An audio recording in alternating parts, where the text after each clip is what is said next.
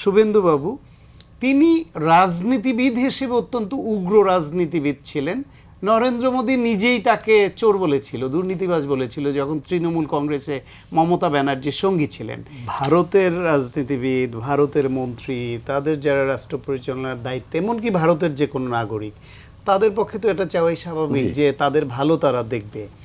কিন্তু এই ভালো তারা দেখবে এটা বাংলাদেশেরও সবার চাওয়া উচিত, কিন্তু এই চাওয়ার মধ্যে আর একটা জিনিস থাকতে হবে, সেটা হলো আমাদের ভালো আমরা দেখব কি অন্যের ক্ষতি না করে, প্রতিবেশীর সঙ্গে বন্ধুত্ব নষ্ট না করে, অন্যকে কষ্ট না দিয়ে। ভারত তো তাদের স্বার্থ দেখতেই হবে, বাংলাদেশেরও তাদের স্বার্থ দেখতে হবে, কিন্তু এই স্বার্থ দেখার নামে মানুষে মানুষে যে বিভেদের দেয়াল একে অপরের মধ্যে তৈরি করা, যেটা 16 বছর শেখ হাসিনার মতো একটি ফ্যাসিবাদকে বিনা ভোটে থাকতে দিয়ে ক্ষমতায় রেখে নিজেদের স্বার্থ উদ্ধারের জন্য অলরেডি বাংলাদেশের মানুষের সঙ্গে ইন্ডিয়ার একটা দূরত্ব তৈরি হয়েছে। বাংলাদেশে ইন্ডিয়া বিরোধী সেন্টিমেন্ট তারা অনেক চাঙ্গা করেছে। কিন্তু প্রতিবেশী দুই দেশের মধ্যে নানান কারণে উভয়ের স্বার্থেই সুসম্পর্ক রাখা দরকার। কারণ একটা দেশ কোনো কারণে আনরেস্ট হলে তার প্রভাব আর এক দেশে পড়ে। ভারতে যদি মুসলমানদের উপর নিপীড়ন হয়, ধর্মীয় দাঙ্গা হয়, তার ঢেউ বাংলাদেশে লাগে। বাংলাদেশে যদি হিন্দুদের উপরে নিপীড়ন হয়, কোনো রকম তাদেরকে সাপ্রেস করা হয়, সংখ্যালঘু নির্যাতন হয়, তার ঢেউ ভারতে লাগবে। কিন্তু বাংলাদেশ এবং ভারত ব্যবসায়িকভাবে, কালচারালি, ধর্মীয় সম্প্রীতি বজায় রাখার ক্ষেত্রে অনেক ক্ষেত্রে তো একে অপরের সঙ্গে জড়িত, যেহেতু নিয়ারেস্ট প্রতিবেশী। এখন পশ্চিমবঙ্গের আগে অন্যান্য রাজ্যগুলোতে বিজেপি আগেই ছিল, আমরা মোটামুটি অন্যান্য দিকে গেরুয়া পরিবেষ্টিত ছিলাম, এই জায়গাটা একটু খালি ছিল, একটু অন্য কালার লাগছিল। এখন পুরো আমরা একদিকে সমুদ্র আর বাকি পুরোটা গেরুয়া পরিবেষ্টিত হয়ে পড়লাম।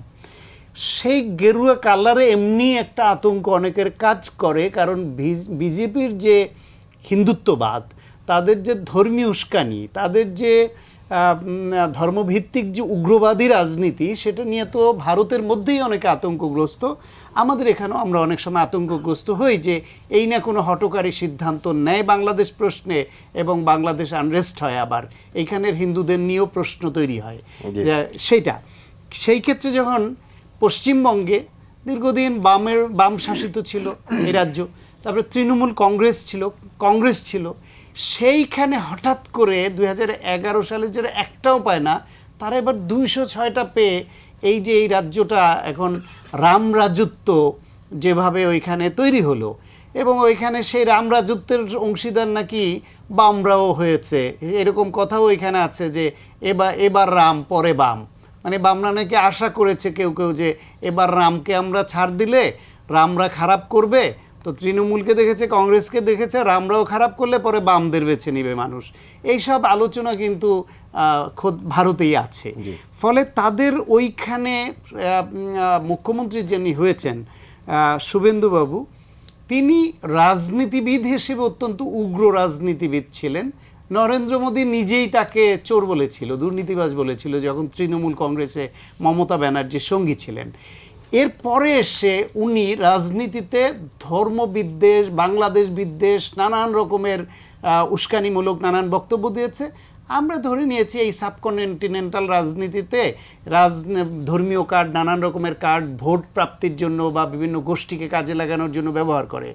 এখন তিনি মুখ্যমন্ত্রী হওয়ার পরে যদি আগের যেই পলিটিক্যাল রেটরিক বা ধর্মীয় রাজনৈতিক বক্তব্য দেওয়ার সেটাই যদি সেই প্রকৃত আচরণ যদি মুখ্যমন্ত্রীর চেয়ারে বসেও তিনি দেখান, তাহলে বাংলাদেশ ভারতের সম্পর্ক উন্নয়ন বাধাগ্রস্ত হবে, বর্ডার আনরেস্ট হবে, এবং বাংলাদেশও তাতে ক্ষতিগ্রস্ত হবে, ভারতও ক্ষতিগ্রস্ত হবে, দুই দেশই ক্ষতিগ্রস্ত হবে।